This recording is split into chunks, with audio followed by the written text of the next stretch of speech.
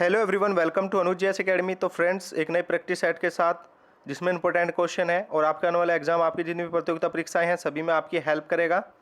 तो चलिए स्टार्ट करते हैं। क्वेश्चन है, एक आर्थिक व्यवस्था जिसे निजी तथा राज्य के उपक्रम को मिलाकर बनाया जाती है वह कहलाती है। तो देखिए, जिसमें निजी और राज्य के उपक्रमों को मिलाकर बनाई जाती है उसको बोलते हैं मिश्रित अर्थव्यवस्था। ठीक है।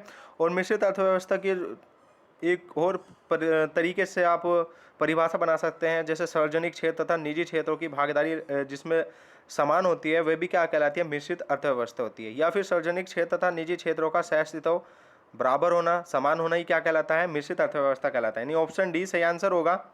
नेक्स्ट क्वेश्चन है, भारत में तृतीय पंचवर्षीय योजना का मुख्य उद्देश्य क्या था। देखिए, तृतीय पंचवर्षीय योजना 1961 से 66 के बीच रही थी। ठीक है, 1961 से 66 के बीच रही थी और जिसका मुख्य उद्देश्य था कृषि, यानी कि तृतीय पंचवर्षीय योजना कृषि से संबंधित थी। और फ्रेंड्स, कृषि के अंदर इसमें जो है गेहूं के उत्पादन के सुधार में जोर दिया गया था। ठीक है ना, गेहूं के उत्पादन में जोर दिया गया था और ये कृषि से संबंधित थी। और आपको बता दें, 1961 से 66 के बीच में दो युद्ध हुए थे। एक 62 में हुआ था, यानी 1962 में, एक 65 में हुआ था। देखिए, 1962 में जो युद्ध हुआ था भारत चीन का हुआ था और 1965 में जो युद्ध हुआ था भारत पाकिस्तान का हुआ था। ओके फ्रेंड्स, तो यहाँ पर कुछ पॉइंट्स क्लियर हो गए हैं। तो दोनों युद्ध का समय क्या था, वे तृतीय पंचवर्षीय योजना के समय में ये युद्ध हुए थे। ठीक है, 62 और 65 में। और ये योजना किससे संबंधित थी, कृषि से संबंधित थी। नेक्स्ट क्वेश्चन है, किस अनुच्छेद के अंतर्गत भारत के राष्ट्रपति द्वारा संवैधानिक आपातकाल लागू किया जाता है। तो देखिए, आपातकाल जो लागू किया जाता है अनुच्छेद 365 में किया जाता है। यानी संविधान के अनुच्छेद 365 में क्या है, आपातकाल लागू आपातकाल है। और ये जो कब लागू किया जाता है, संवैधानिक तंत्र विफल हो जाने पर ये लागू किया जाता है। ठीक है ना, तो ऑप्शन सी सही आंसर होगा। नेक्स्ट क्वेश्चन है, ऊपरी सदन राज्यसभा के कितने सदस्यों की नियुक्ति भारत के राष्ट्रपति द्वारा की जा सकती है। तो देखिए, ये जो सदस्यों की नियुक्ति की जाती है, 12 सदस्यों की नियुक्ति की जाती है। और ये किसी न किसी क्षेत्र से संबंधित होते हैं, जैसे विज्ञान से संबंधित होते हैं, कृषि से संबंधित होते हैं, साहित्य से संबंधित होते हैं। ठीक है ना, तो ये ऐसे ही व्यक्ति होते हैं जिनकी नियुक्ति राष्ट्रपति करता है। ओके, तो ऑप्शन बी सही आंसर होगा। नेक्स्ट क्वेश्चन है, अकबरनामा किसने लिखा था। देखिए, अकबरनामा, इसमें अकबर की कहानी है, इसके लेखक हैं अबुल फजल। ओके, अबुल फजल जो थे अकबर के कवियों में से एक थे। ठीक है, और फैजी के छोटे भाई थे। ठीक है ना, तो कवियों में से एक था अबुल फजल। नेक्स्ट क्वेश्चन है, किस गुरु ने खालसा की शुरुआत की थी। देखिए, खालसा की शुरुआत की थी 1699 में गुरु गोविंद सिंह ने। ठीक है ना, तो ऑप्शन बी सही आंसर होगा। गुरु गोविंद सिंह ने इसकी शुरुआत की थी और इसकी शुरुआत बैसाखी के दिन हुई थी। आनंदपुर साहिब में इन्होंने इसकी शुरुआत की थी। बैसाखी के दिन आनंदपुर साहिब में 1699 में खालसा पंथ की स्थापना हुई और किसने की, गुरु गोविंद सिंह ने। तो सही आंसर होगा ऑप्शन बी।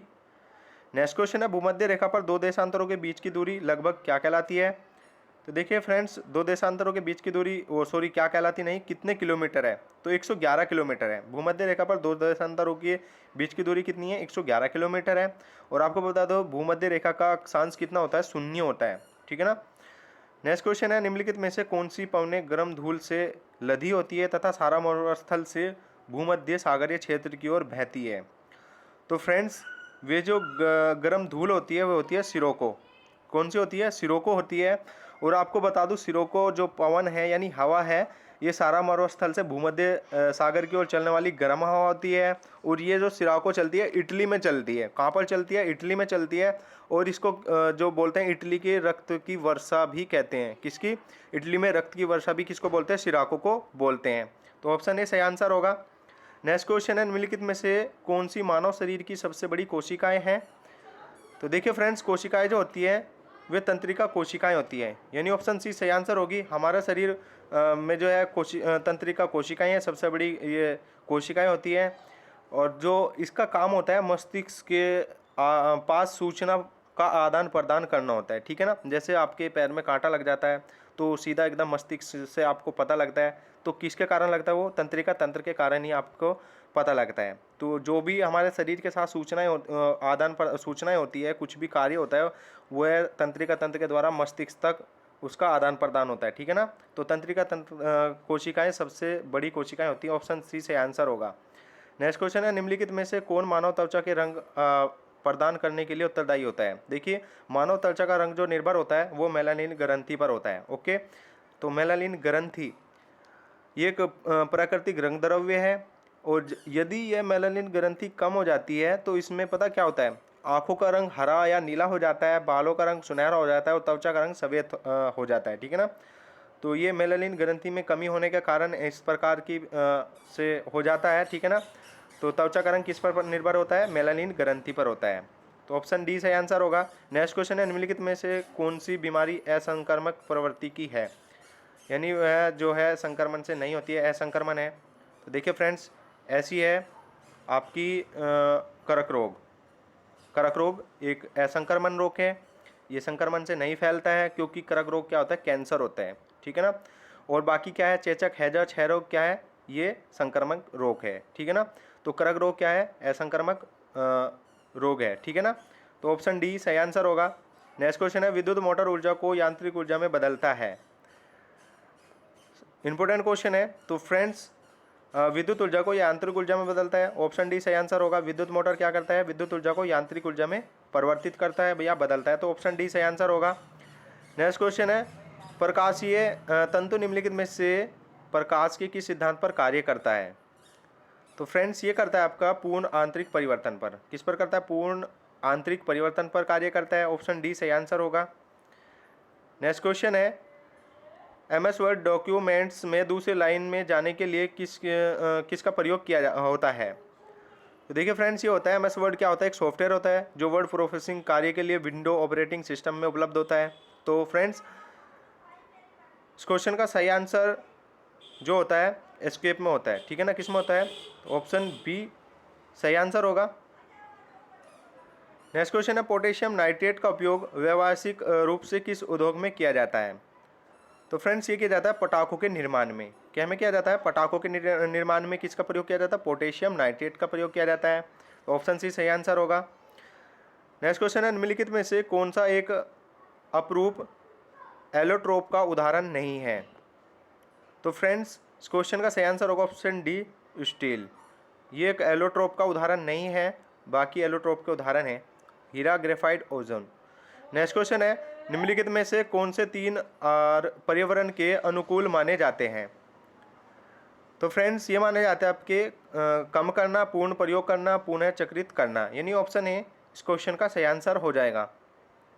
नेक्स्ट क्वेश्चन है, निम्नलिखित में से किस शहर में अक्टूबर 2016 में 1500 किमी लंबी गैस पाइपलाइन योजना ऊर्जा गंगा का आरंभ किया गया था। तो देखिए, इसका जो आरंभ किया गया था वाराणसी में किया गया था, ऑप्शन डी सही आंसर हो जाएगा। और ये ऊर्जा गंगा था। ठीक है ना। ये गैस पाइपलाइन थी, 1500 किलोमीटर लंबी थी, 2016 अक्टूबर में बनाई गई थी। तो कहाँ पर बनवाई गई थी, कहाँ पर आरंभ की गई थी, वाराणसी में, यानी ऑप्शन डी सही आंसर हो जाएगा। नेक्स्ट क्वेश्चन है, पेंटियम चिप का आविष्कार किसने किया। तो फ्रेंड्स, का आविष्कार किया है विनोद धाम ने। किसने किया, विनोद धाम ने। ऑप्शन डी सही आंसर हो जाएगा इस क्वेश्चन का। नेक्स्ट क्वेश्चन है, फुटबॉल की एक मैच के एक भाग की अवधि मिनट में कितनी होती है। देखिए फ्रेंड्स, फुटबॉल का जो मैच में एक भाग होता है उसकी जो अवधि होती है वो 45 मिनट होती है। कितनी होती है, 45 मिनट, यानी ऑप्शन डी सही आंसर हो जाएगा। नेक्स्ट क्वेश्चन है, निम्नलिखित में से कौन सी फिल्म सत्यजीत रे के द्वारा निर्देशित नहीं है। देखिए फ्रेंड्स, शतरंज के खिलाड़ी ये भी सत्यजीत द्वारा निर्देशित है। चारुलता और जलसाघर, ये तीनों किससे निर्देशित हैं, सत्यजीत रे के द्वारा निर्देशित की गई हैं, लेकिन गुमनाम इनके द्वारा निर्देशित नहीं की गई है। ये की गई है राजा नवथे के द्वारा। किसके द्वारा, राजा नवाथे के द्वारा इसका निर्देशन किया गया है, यानी ऑप्शन डी सही आंसर हो जाएगा। नेक्स्ट क्वेश्चन है, निम्नलिखित का मिलान कीजिए अर्जुन पुरस्कार 2016, यानी अर्जुन पुरस्कार 2016 किस खिलाड़ी को किस कहीं में दिया गया है। देखिए फ्रेंड्स, अजिंक्य रहाणे को आप जानते हैं क्रिकेट से संबंधित है। ठीक है ना। और अपूर्वा चंदेला जो है आपकी शूटिंग से संबंधित है। किससे, शूटिंग से। बचा आपके खिलाड़ी रितु रानी, ये हॉकी से संबंधित है। ठीक है ना। यानी पहले का हो जाएगा बी, दूसरे का हो जाएगा सी और तीसरे का हो जाएगा ए। तो यहाँ पर जो सही आंसर बनेगा ऑप्शन सी बनेगा, यानी पहले का बी, दूसरे का सी और तीसरे का ए। क्रिकेट अजिंक्य रहाणे, रितु रानी हॉकी और अपूर्वा चंदेला कैसे संबंधित, शूटिंग से। तो सही आंसर होगा ऑप्शन सी। ठीक है। नेक्स्ट क्वेश्चन है, शेक्सपियर के किस नाटक के विषय में हाल ही में यह दावा किया गया है कि उसकी गलत तिथि अंकित की गई है। तो देखिए फ्रेंड्स, हेमलेट में। किस में किया गया है, हेमलेट में। ऑप्शन हो जाएगा सी सही आंसर, हेमलेट। नेक्स्ट क्वेश्चन है, निम्नलिखित में से किस देश ने थाईलैंड के साथ कोबरा गोल्ड एक प्रायोजित वार्षिक बहुपक्षीय सैन्य अभ्यास किया? देखिए, थाईलैंड और इसके साथ एक देश है संयुक्त राज्य अमेरिका यानी यूएसए, इन दोनों के द्वारा ये आयोजित किया जाता है कोबरा गोल्ड, एक प्रायोजित वार्षिक बहुपक्षीय सैन्य अभ्यास है, यानी कि एक सैन्य अभ्यास है थाईलैंड और यूएसए के बीच में होता है। यानी ऑप्शन सी सही आंसर हो जाएगा। नेक्स्ट क्वेश्चन है, गुरुद्वारा पंजा साहिब भारत के किस पड़ोसी देश में स्थित है? देखिए, पंजा साहिब गुरुद्वारा ये पाकिस्तान में स्थित है, यानी कि सही आंसर हो जाएगा ऑप्शन ए, पंजा साहिब कहाँ स्थित है? पाकिस्तान में। तो फ्रेंड्स, यहाँ पर हमने 25 क्वेश्चन कवर किए जो इंपॉर्टेंट थे, आपके आने वाले एग्जाम में आपकी बहुत हेल्प करेगा। क्वेश्चन अच्छे लगे हो तो लाइक कीजिएगा और वीडियो को शेयर जरूर कर दीजिएगा। चैनल सब्सक्राइब नहीं किया है तो चैनल को जरूर सब्सक्राइब कर लीजिएगा। Thanks for watching.